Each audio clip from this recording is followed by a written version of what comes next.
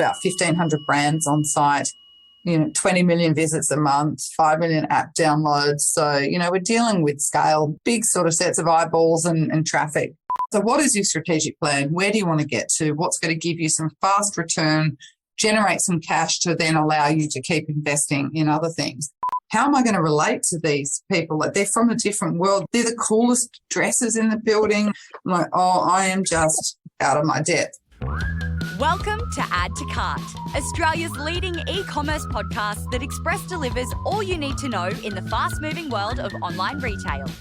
Every week, Nathan Bush from eSuite and an e-commerce industry expert will share the news, research and insights that you need to know to keep you at the top of your game. And of course, keep your customers adding to cart.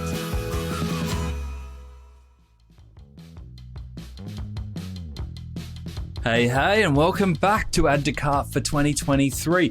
I hope you all had such a fantastic, relaxing, rejuvenating break away from e-commerce and ready for a big year that's coming up. I've got no doubt that it's going to be a very different year, but a big, exciting year nonetheless. And here at Add to Cart, we are just so pumped to get into the year. We have started with a top-notch guest, our most requested guest of all time, and a retailer that is held up as the benchmark in e-commerce in Australia. Joining me today is Erica Berchtold, the CEO of The Iconic. Now, I'm lucky enough to know Erica through a past life when I was at Super Retail Group, and Erica was the MD of Rebel. We talk about some of the stories from that time in this podcast, including our trip overseas to the Google campus, amongst other things. But Erica is just such a brilliant operator, a team leader, and a visionary in this space. So it was great to talk about what she's been up to at The Iconic since then. Now, for those who don't know The Iconic, they are Australia's very own fashion powerhouse, committed to customer and at the forefront of technology and innovation. You'll hear a lot about that today and their approach to how tech powers that customer experience. They dispatch from a 28,000 square metre fulfillment centre in Sydney with almost 1,000 staff, and they continue to redefine the future of retail in Australia and New Zealand. Erica joined The Iconic as CEO in 2019. And in this chat, she shares the secrets to an 8-minute fulfillment window, from order placed to ready to ship in 8 minutes. Most retailers could only dream of that. Erica also shares the achievements she's most proud of and the strategy tips that have taken The Iconic all the way to the top. Could there be a better way to start 2023 than the benchmark in e-commerce? Erica has also given Add to Cart listeners an exclusive discount code, which you'll hear about at the end of the chat. So let's get right into it. We've got a lot to get through in 2023. So let's kick it off on a high. There's nothing like setting yourself a big benchmark for the year. Thanks to our partners, Shopify Plus and Packlio, here's our conversation with Erica Berchtold, CEO of The Iconic. Erica, welcome to Add to Cart. Well, thank you, Nathan, for having me. Oh, pleasure. You are by far, our most requested guest. Oh, I don't know. I think The Iconic, we just punch above our weight in terms of just attention and cool factor. Like, I know it's nothing about me. It's just everyone loves to learn about The Iconic and what's it like behind the screen, so to speak. So I think there's a little bit about you too. Don't worry about that. It's actually funny because we've just done our accelerator. So we've got a 10-week course to upskill people in e-commerce. And we had 3 people study The Iconic from the outside.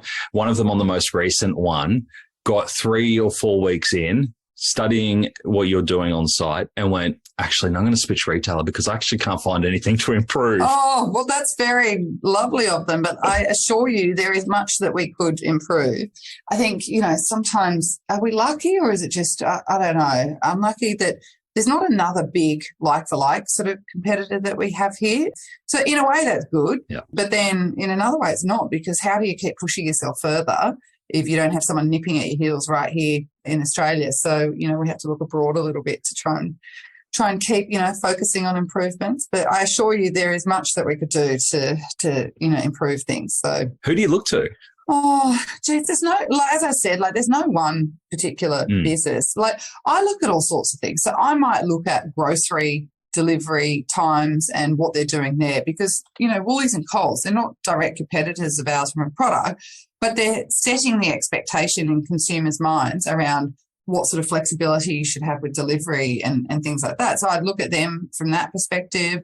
I'd look at, I don't know, some of the brick and mortar guys, like from a assortment perspective. I'd look at other overseas retail. Like there's a big overseas retailer called Zalando, like based from Germany, that operates in a lot of European markets. They'd be someone that I would look to just see what they've done before. We've got sister brands, like there's one in South America called Tafiti, one in Southeast Asia called Zalora. So I have a bit of a look at and we share a lot of learnings with each other. Actually, we had a Russian business as well that the group has sold. They were doing a lot of cool stuff as well. Yeah. So take bits and pieces from everyone. Yeah. It's kind of, you've got to build your own adventure in this space here in Australia. And when you're building that adventure, I could imagine that you're seeing things from all over the world and seeing all the things you could be doing. How do you determine, as CEO of The Iconic, how do you determine what you explore and what you leave behind? Because you can't do everything, right? No, you can't. You can't. And actually, we have this conversation a lot, saying, we need to stop trying to do so much, because you can really run down some rabbit holes and spend a lot of money and waste a lot of time and people's time and resources chasing stuff that doesn't give you a benefit. I guess you've got to bring it back to your strategy. So we have a strategy, and that strategy has 3 pillars in it. There's assortment, there's the user experience, and then there's the platform business. So everything we do has to be delivering our strategic goals and our strategic plan. And then we have some principles that we live by and how we do things. And one of our principles actually that we added last year was style in all we do. And what that actually helps us do is figure out what we'll do and also what we won't do. So, the categories we get into. So we're not going to get into white goods because there's nothing stylish about white goods, right? But we will get into beauty because that's quite stylish, a part of your whole look. So, I've really worked quite hard over the last couple of years in particular to take a more enterprise-wide look and to get my executive team to take a more enterprise-wide view of the business rather than just their particular silo, so that we're prioritizing things across the whole business, not just, here's the cap management priorities, here's the tech priorities, here's the finance priorities. So, so we do a lot of work to really come together and collaborate and then stay true to our strategy. Yeah. And on the UX side, particularly, like you guys seem to just hit that out of the park, constantly known for your free shipping, the speedy delivery, prompt customer service, returns. Feels like you nail all the basics, but also take it up a level. How do you balance all that and deliver that really awesome customer experience, but stay profitable? Yeah, well, the business wasn't profitable when I started. So a few things. You've got to back the right horses, right? So what is your strategic plan? Where do you want to get to? What's going to give you some fast return, generate some cash to then allow you to keep investing in other things? But reality for a business like ours is you need volume to cover your fixed costs, right? So we've got a big fulfillment centre out in Yennora. Yes, there's variable costs, i.e. some wages that you could flex up and down depending on, is it Black Friday or Black November, as I'm calling it? And so you need extra people out there. But reality is, whether you're doing 1 order or 100 orders, there's some costs out there that are just fixed. And so you need to get your volumes up so that you can cover those fixed costs. And then, you can find that a little bit easier to breathe, I guess. So we are doing a lot of work to have a look at, say, delivery. I'm starting to question, does everybody want it in 3 hours still? Or do they just want to know when it's coming? I know myself as a customer of The Iconic, often I will pick a 3-hour delivery window because I know definitely where I'm going to be in the next 3 hours, but I don't want to roll the dice and have The Iconic tell me, it'll get there sometime on Thursday. Like I might only be home for 2 hours on Thursday or, so, and that's where I say like the grocery guys really help set an expectation of I want this 2-hour window.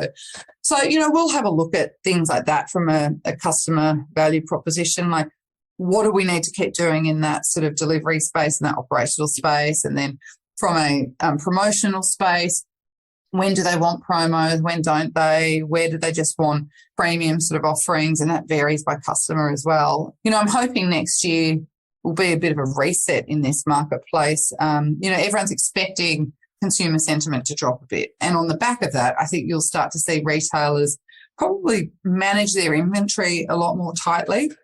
I know we certainly want to do that, which then means if you don't have as much excess stock then you probably don't need to discount and promote so much. I mean, that's the idea anyway. Like, we'll see how that goes. But, I am wondering with perhaps a lower volume, will that actually allow a lot of retailers in the industry to actually reset customer expectations around promotional sort of mix? So yeah. And you mentioned those shipping expectations. Have you noticed anything in 2022 that changed dramatically around customer expectations? Anything that's caught you by surprise? No, not really. We've gone back to some more traditional peaks of traffic and stuff. So, during COVID, when people were working from home a lot more, all of a sudden that 7 a.m. to 9 a.m. online traffic pool just kind of dropped off because people weren't commuting to work anymore. They were probably getting their kids set up for home learning and stuff at home, whereas then the lunch break was a lot more traffic than what we might normally have found. So, but that has kind of returned to normal. From a fulfillment perspective, I think our days are pretty much what they always have been. People are definitely waiting for those big sales though, and they're tapping into those a lot more. But Black Friday was enormous for us. Yeah, no, not huge swings.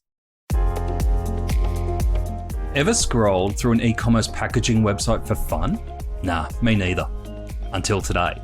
Packleo is putting the joy into the packaging game. So let's play a game. I'll tell you the name of the Packleo product and you have to try and guess what kind of product they are. Fairy floss, compostable mailer, queen bee, honeycomb padded mailer. Here we go. Gummy shark, water activated tape. Now, if my jaded self thinks that this packaging is fun, imagine what your customers will think. Packleo is also eco-friendly, Australian-owned and operated, with same-day dispatch and 14-day returns. Now that's pure joy for everyone. Check out the Packleo range of e-commerce packaging options at packleo.com. That's Packleo, Packleo, packleo.com.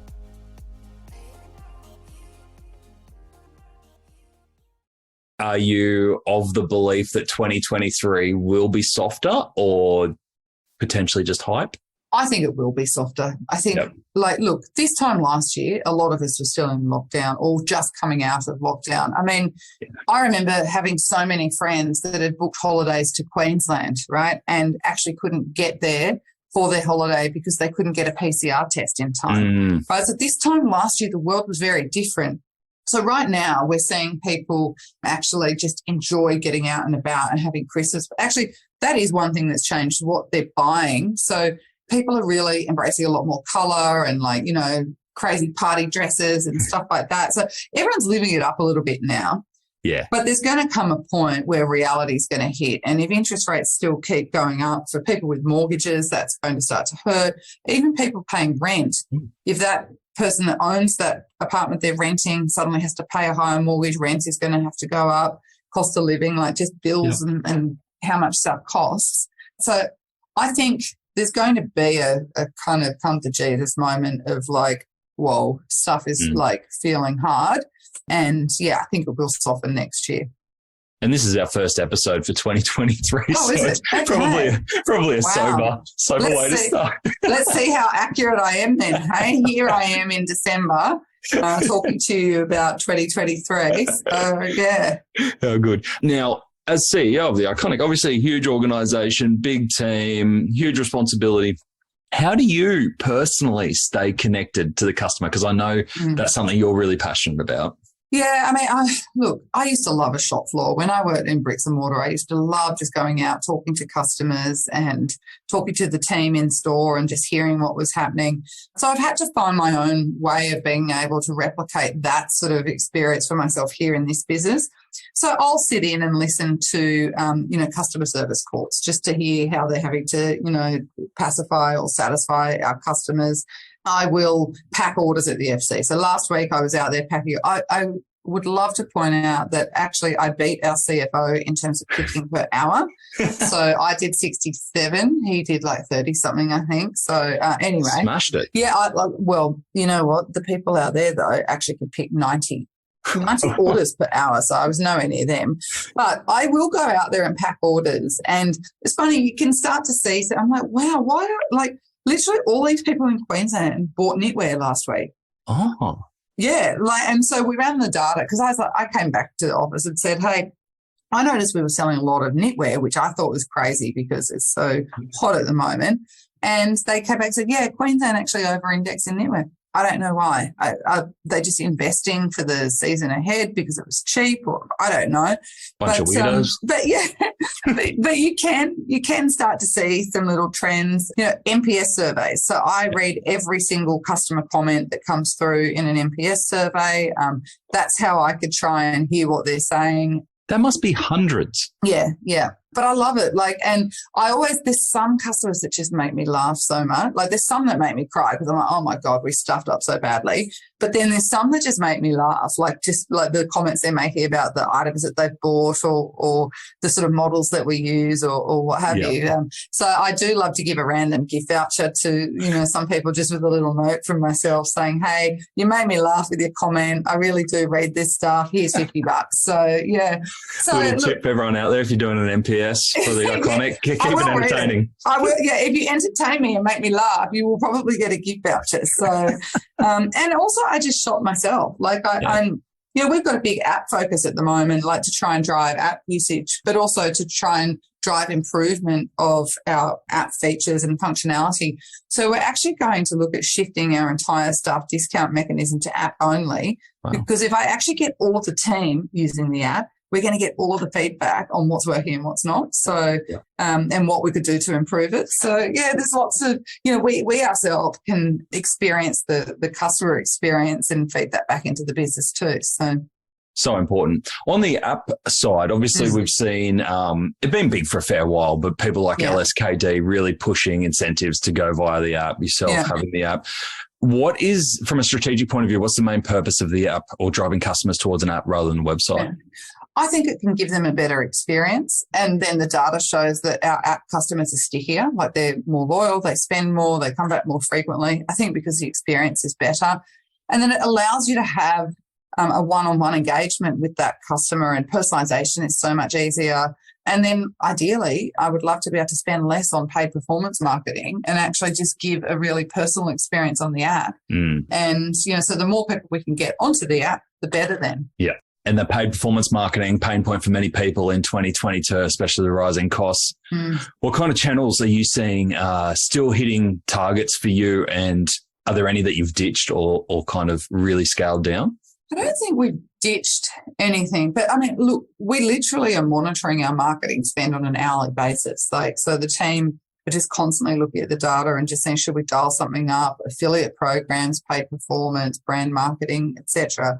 And then we're doing different things with the marketing that we do. So we might use influencers more than models or stuff like that. So there's nothing that we would have killed entirely, but we do monitor everything and we're constantly recalibrating how we're spending. I do think TikTok is something that we've started using a lot more. Yep. And we had our runway a few weeks ago, and we worked with TikTok actually to bring to life some of that runway. People were actually watching that for 11 minutes. Now, TikTok average time for a live is about 50 seconds. So the fact that we were getting people staying on there for 11 minutes was pretty huge. So it comes down to then also not just the channel you're using, but the content that you're serving people on that channel to make sure we're getting the right sort of metrics. Yeah, it's just about the content that you have and then just recalibrating constantly. Are you on TikTok yourself? Oh, look, I do have a TikTok account, but, I don't know. Oh, yeah, I am, because I can end up just going down this route. Before I know it, I've spent 32 minutes watching kittens chase, cotton wool balls or, something like that. And it's like, oh my God, that was just such a sap of time. You just end up watching this random sort of stuff. It's like reels on Instagram.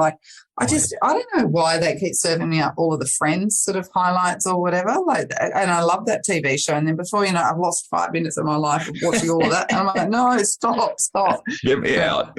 Yeah. And I love some of the experimentation. You mentioned the TikTok experimentation, but you've also, pushed the boundaries of tech. And I know platform is one of your key initiatives, and you've done things around avatars, NFTs, metaverse. Yeah. What's driving your push into these spaces, and why are you so excited about this?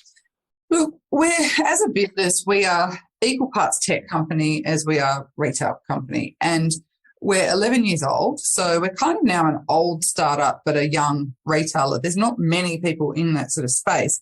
So we need to make sure we can kind of keep and retain the stuff that made us a cool startup, techie, sort of innovative, entrepreneurial sort of company at the cutting edge, but then also bring in some of the more mature, stable processes and things, that a business our size now requires. But, things like NFTs and metaverse, I mean, we jumped into that a little bit because we could. And I think customers, I would have hated for David Jones or Myers to do something before us. Like that's our vibe, right? Like it's our vibe to try that sort of stuff. It doesn't have to be big or commercial right now, but let's take the customer on the journey of what that could be about. But we've also got a lot of existing tech as well that is still actually quite advanced here in Australia. And I think we can continue to develop further. So it might be follow the brand, on the app, or snap to shop. So I could take a picture of something you're wearing, upload it to the app, and it will offer some suggestions of similar items. Wish lists and wish list boards. There's a lot of stuff we do there that I don't think we tell customers enough about those sort of features that we have. And I think we could tweak them a little bit as well. So I have a personal hotline straight into our head of product.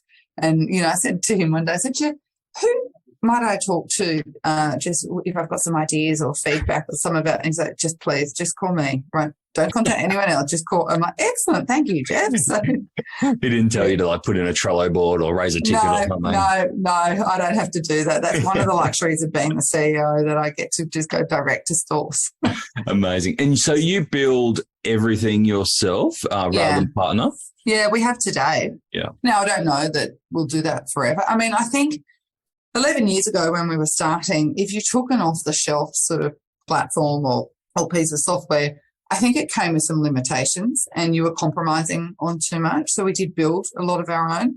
Now, I'm not against copying with pride, from our sister regions or looking at some off-the-shelf stuff, but we've got to be able to have the flexibility that we need to keep, being at the forefront of online. So that makes a lot of sense. I could imagine that would take a bit to manage, especially as you're opening up new channels across the app, the website, the NFTs, the whole lot, right? I mean, when I started here, that was the area that actually terrified me the most. Nathan, you worked at Super Retail Group with me. I don't think we even had a job title in that tech team called product, right? It just wasn't a function that existed in that sort of old sort of world. Yeah. So coming into this business and suddenly having a team of engineers and product people, I was like, oh my goodness, what am I going to do? How am I going to relate to these people? They're from a different world. They're just they're the coolest dresses in the building. They've always got the funkiest sneakers and the funkiest outfits. And I'm like, I am just out of my depth. But then when I actually sat down and started talking to them, we were really all talking the same thing, about solving customer pain points or improving their experience. They just had a different sort of language that they used to describe that. But once we actually found our way of understanding each other, I realized I didn't have anything to be so scared of. So. Yeah. And how are you feeling about with such a reliance on engineers and developers? How are you feeling about the depth of talent in Australia at the moment? Look, I think the depth of talent is pretty hard actually in that space. I do a lot of work with the Tech Council of Australia and also federal government as well, Ed Husick. And, we have a lot of conversations on how we can try and increase the sort of tech skills here in Australia.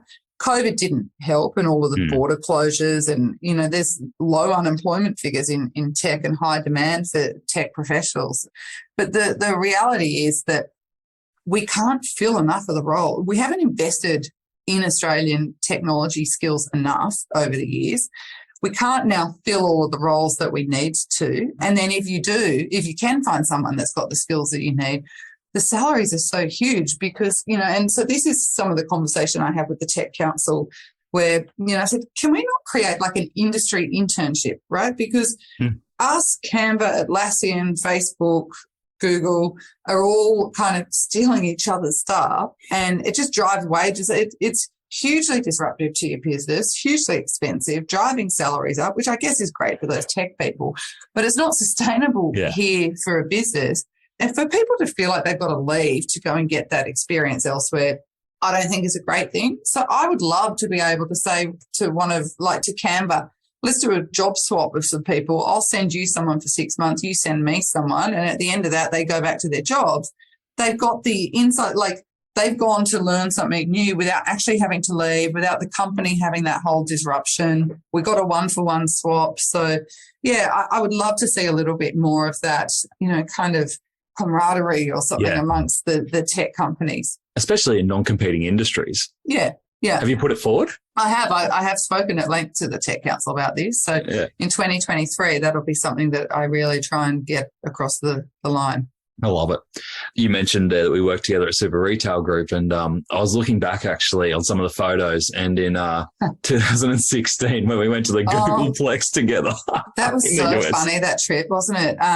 Remember the Google, what did they call it? Campus or something, I think. And there was like a swimming pool there that was you could just, I don't know what they call those pools, but basically instead of swimming laps in a 50-meter pool, you're swimming against like a current. So it's like you're swimming laps, but it's like a 5x5 meter pool or something. It's like, wowzers, this is like whole next level. Oh, it was incredible. Yeah. And it was like another world. It was like, we kept calling it the uni campus where people just live.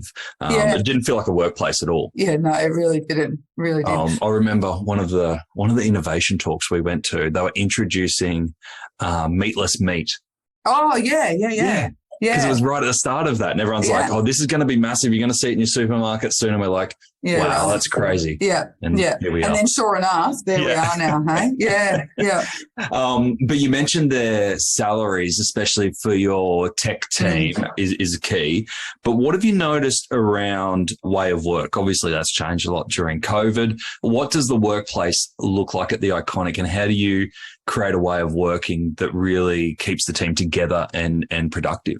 Yeah, look, we've always been a pretty flexible sort of business. We've never been a business that says you have to be here Monday to Friday, 9 to 5. And being an online and a digital, we're digitally native, right? We're online. It wasn't hard for us to pivot to working from home or working remotely. However, I think during COVID, we made it work because we had all been together so much and had a really fun social sort of bit. So we had this social capital that we banked that got us through. But I did notice that start to dry up a little bit by the end. And this year we've really focused a lot more on coming back together because, we also have a very young sort of team, really, relatively speaking. Average age is about 30 or so of the company. So, we've got people that love to socially connect. What I'm focused more on, rather than saying, you have to be here X amount of days a week, it's more about what is the work that we're doing. So I don't want people to come in here just to sit there by themselves doing emails for 3 hours. But if there's meetings that are cross-departmental where we need to make decisions, that usually is better in person and would be good to have in person and to just really have good discussions and have everyone engaged in that conversation. And then, I was looking at some of the data recently, the biggest days in the office are Thursdays because, look, I like to remind everyone it wasn't that long ago that I was young. I'm aware of the fact that Thursday is the new Friday. So when we used to do a Friday afternoon stand up and have a few drinks, I knew I had buckways of getting people in on a Friday afternoon. Yeah. So Thursday afternoons we do drinks and a bit of a company-wide catch up and stand up. So, Thursdays are huge here in the office because everyone just loves a free drink. But they also know everyone's going to be here and, we can have a bit of fun. So, I don't know where it's going to land. I think probably if I had to strive for something, I'd want people in 2 to 3 days a week. Mm-hmm. And that doesn't mean a whole day. Some people need to drop kids off at school or pick kids up or whatever. So, that's cool. So kind of maybe the equivalent of 2 or 3 days a week in the office together. But, I'm pretty flexible with it. I like that. I like even the candidates that we speak to regularly. I think there's an assumption out there that if you're young, you just want to work at home or work remotely. Yeah. But we're not finding that's the case at all. Most want fit for purpose work, essentially. Yeah. And I like that approach of the project base. What does the project need right now? Yeah, correct. Yeah, great. Now, I want to go back to your fulfillment efforts, 67 per minute. But I also read that you're dispatching in 8 minutes. Is that right? Yeah, from the time a customer places an order for it to be picked, packed in a satchel on the back dock waiting to be picked up is 8 minutes. And that's that's really important when, you're offering 3-hour delivery, because us doing that in 8 minutes gives the courier 2 hours and 52 minutes to get it to the other side of Sydney, or, to get it on the next, Australia Post truck or what have you. So, so we do pride ourselves in being quick like that. Yeah. I mean, most retailers are aiming to get under 24 hours, right? So 8 minutes is incredible. Yeah. It's pretty fast. And, we do that through a mix of automation where you can, and then, just trial and error, and, just experience people and just the technology that we use, like the systems that we have.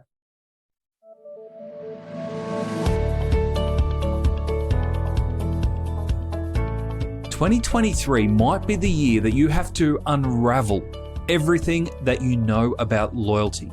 New global research from Shopify showed that Australian customers are highly likely to switch brands in order to save money.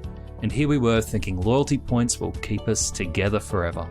While the battle for customers' hearts will be driven by pricing in 2023, they will not sacrifice customer service in the process. 2023 might be back to basic retail, but it doesn't mean that the opportunity is any less. Treat them lean and keep them keen, I say. To view more resources to help with your 2023 planning and see how Shopify can take your e-commerce business to the next level, visit shopify.com/au today.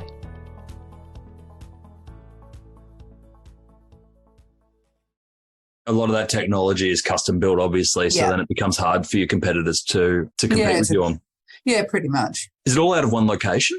Well, we only have one fulfillment centre, so that's based in Eunora, but that's probably about 70% of our orders. 40% of our orders would be marketplace, so going directly from a supplier to the customer. And we will look at kind of a connected retail offering, like some of those brands have got physical stores. We should be using that network as well to fulfill customer. In Perth, someone orders a Country Road T-shirt from us in Perth, then instead of Country Road fulfilling that from their Melbourne warehouse or us fulfilling it from our Sydney warehouse, why don't we just tap into their store stock in their Perth stores? And that'll be far quicker, much better environmental footprint on the back of that order as well. And how do retailers feel? And obviously we know specific examples. How do retailers feel about partnering with you in that kind of omni-channel sense where you might be taking some of that clip away? Yeah. Look, they're happy about it because we're bringing an incremental customer to them. So some of those big brands, like the data they give us is that 70-80% of the orders they're getting from us are just entirely new customers altogether. So, we're not just we're not just shifting the mix. We spoke at the beginning of this as well about trying to manage your inventory more tightly. I think ultimately that's a good thing for the environment and just financially for everybody as well. Instead of both of us having to stock that inventory, try and tap into one pool and it's all just about fulfilling the customer order. Who cares whether the customer order was, placed directly with us or directly with them? Let's just get that product to the customer. Love it. Love it. And on the inventory management, how many SKUs have you got now? Oh, geez, we'd have, I think, about 200,000 SKUs on site at the moment. That's insane. We have about 500 new arrivals every day, about 1,500 brands on site, 20 million visits a month, 5 million app downloads. So, we're dealing with scale now, big sort of sets of eyeballs and traffic. Yeah. And you don't half-ass it. So even all those products, they've got, leading the industry in terms of descriptions, photos, videos, the whole lot. How do you put the processes in place with the team to make sure that those products with such a huge volume coming in and being refreshed, how do you make sure that all stays up to date? Yeah, look, we do most of it. We do try and get suppliers to, we're trying to upskill the suppliers and teach them how to actually write those descriptions and provide images as well. But from a data perspective, it's funny, our CTO and our head of data, they have this phrase that they call data democratization, right? Which means, everybody's got access to data. I say, is that just a polite way of saying to people, rack off and run the report yourself rather than getting us to do it? And it actually kind of is, because what we're trying to do is build data sets and data skills in all of the teams throughout the whole business, that everybody is very data literate themselves. that we're not having to rely on this one centralized data team to be able to do all of this stuff for us. It's actually getting everybody to be able to do it. So, yeah, so I think, upskilling people, bringing the awareness, training, getting suppliers trained as well, is all of that leads to it. Yeah, it's really interesting. You mentioned that a few times about collaboration across teams. Yeah. And we just had Michaela Wessels from Style Arcade on. And exactly your point around, let's just not make this heavy. Let's make it so everyone can get in and look at the merchandise. Let's look at the product. Let's get in there together. This isn't a merchie's job to go and look after that. We're all in it. Yeah, correct. So taking a step back and looking at the bigger picture, you've obviously had an amazing career so far, and I was lucky enough to work with you. How do you stay inspired and motivated? I'm just naturally such a curious sort of person. Like I love retail, and I just always looking for what next, or what are customers thinking now, or so I guess I'm pretty self-motivated to just keep looking for the next big thing, or it's just, I don't know how I'm kind of programmed, I guess. And I'm really lucky. I get to talk to lots of interesting people. Like I'm naturally a converser, as you would know. So I just love to chat to people, and inspiration comes from just sometimes the most random places. So yeah. And what are you most proud of in your career so far? Oh, I think that I believe not having to make an either or choice between family or career, that I actually was able to do both. I have 3 young children. I have an 8-year-old, a 5-year-old, and a 3-year-old. Right in the thick of it. Yeah, right in the thick of it. And some people have these sayings that, and they only target these sayings towards women, where they say, oh, women can have it all, just not at once. And I'm like, oh, that is such BS. Like, who does have it all at once? Life is a constant recalibration of, dial up work a little bit at the moment, okay, down a bit, family, whatever. But the fact that I could have 3 kids as well as a career, I think is my proudest achievement. Yeah, amazing. One of the things that I've always looked up to you for, especially with the work that you're doing at The Iconic, is around the inclusion and social responsibility. Yeah. Seems like that's a really strong value for you. Yeah, and, I've said before that I knew coming to The Iconic was going to make me a better business person, because I was just going to learn a whole new skill, or just, see a pure play from the inside out, not be looking from outside.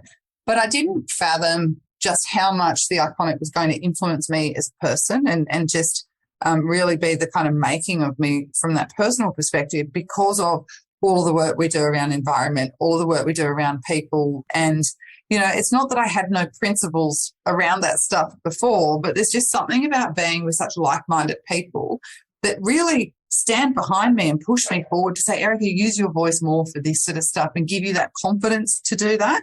I just think is a really wonderful thing. And yeah, I'm just so fortunate to have had that experience here. Yeah. Oh, and they're incredible initiatives like the adaptive edits, the sustainable and ethical sourcing strategy, reconciliation plan. Yeah. The First Nation fashion design program that we're doing at the moment to try and, mentor First Nation designers is going to be my next proudest moment, that's for sure. Tell us about that. How'd that come about? Well, we do a little bit of work with First Nation fashion design, like just trying to understand, what they're doing, who their designers are. And a lot of retailers just, kind of do this tokenistic thing of putting some product for sale on the website, and, that's as good as it gets, right? Or sponsoring their runway show or what have you. But so we did support them in bringing a runway show to life at Fashion Week last year. Or this year, actually, in June, or last year by the time you hear this. It's confusing. Yeah, so we did support them at Fashion Week last year. But then what I want to look at is also how can we mentor them? Because designing is one thing, but having a financially viable business is another thing altogether. So do they need some assistance with cash flow management? And so could I get my CFO and our finance team to help create some cash flow tools or templates for them? Do they know enough about digital marketing? Right, I've got a team of experts in that. Could we actually upskill them there? What about award rates for different pay scales? And could my P&C team actually help them with that? Because we've, learned a thing or two about that. So it's about how we can mentor these people, not just, sell a bit of product. The transactional stuff, that's great. But, how do we help them have a long-term, meaningful, sustainable business? It's incredible. What's the feedback been like so far? Oh, yeah, great. Like, so we're running a program at the moment where 3 of them will actually get an official program of support. And so the applicants are starting to put together their kind of little project overview and why we should be picking them, and just seeing all of the work that they're doing is so amazing. Oh, that's awesome.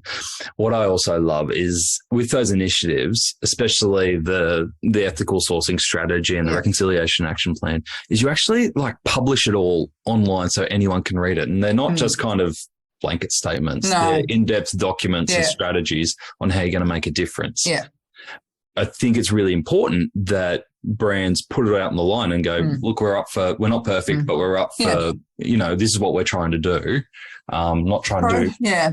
Progress over perfection. Yeah, and, exactly. you've got to be transparent about this stuff, because otherwise people just think you're kind of just, I don't know, painting a rosy picture, but is there actually any substance behind it? And actually, some of our shortcomings may be great learning points for the industry overall, or for other people, where they can go, okay, they've learned that lesson for us. Let's not replicate that. Let's, because really it's not about whether we are first in these things or doing best in these things. If the industry as a whole is not progressing forward, then, it really isn't going to shift the dial much. So, if it's just us. Yeah, love it. All right, I've got one more very important question for you. Oh.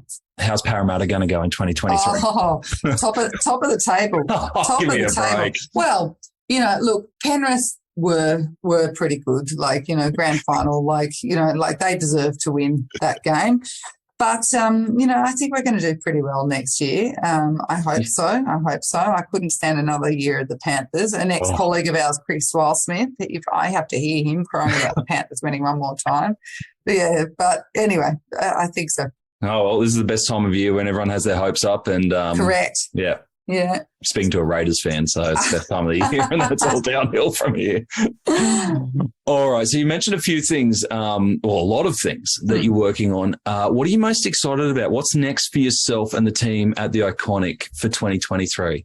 Yeah, look, we've got a lot of aspirations and plans around our tech products. So, just some of the features that we want to take further, or some new sort of things we'd like to launch. Really, making that big transition into being a platform business, not just a traditional wholesale sort of business, and looking at those different business models, that we can offer to different brands. And then, I kind of like to say converting the unconverted. So online penetration in Australia is around 16%. So that basically means 84% of retail sales are happening in physical stores. I want some of that. So yeah, it's interesting to say, oh, well, we've got X% share of the online market or whatever. So what? I want their business, right? So how do I convert the unconverted and get some of those bricks and mortar customers into our world? So a few little department stores in your sights, eh? Oh, just a couple. Great stuff. Erica, so if we've got retailers listening to this and they want to get in touch to understand more about working with The Iconic, or, learn more about your story, what's the best way for them to do so? Look, you can find me on LinkedIn or erica.berchtold@theiconic.com.au. Shoot me an email and, I will make every attempt to get to that quickly. The best way probably just to leave a good, entertaining NPS score, right? Oh, well, that's actually probably the fastest way, because I will definitely read that every month. So awesome. Erica, thank you so much for joining us on Add to Cart. No worries. Oh man, what a way to kick off 2023. What a brilliant chat with Erica from The Iconic. Now, if you are in the market for some new threads, head on over to The Iconic, where Erica and the team have generously given us 20% off for Add to Cart listeners. Use the code Add to Cart, all one word, minimum spend of $99. T&Cs apply. I feel like a radio announcer now, but 20% off when you use the code Add to Cart. All right. 3 lessons that I got from that conversation with Erica. Hard to narrow it down to 3, but here goes. Number 1, there is gold in the NPS.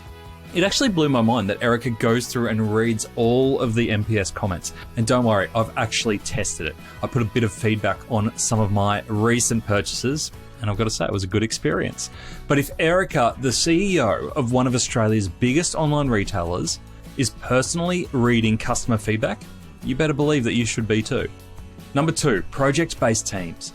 I have this conversation nearly every day at eSuite. We are not going back to the old way of Officeworks.